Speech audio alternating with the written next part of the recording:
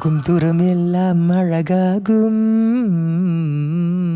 கைகள் கோத்து நடக்கும் போது போகும் பாதை தெரியாதவன். கைகள் இரண்டும் இறுக்கி பிடிக்கும் உந்தன் பாசம் புரியாதவன். கைகள் கோர்த்து நடக்கும் உந்தன் பாத சுவடை தெரியாதவன். உண்மை புரிந்தும் உண்மை தெரிந்தும் தைரியங்கள் இல்லாதவன். உன் கைகள் நான் பிடித்தால் தடுமாறி ஊசலாடும். என் கைகள் நீர் பிடித்தால் விலகாமல் வலுவாகும்.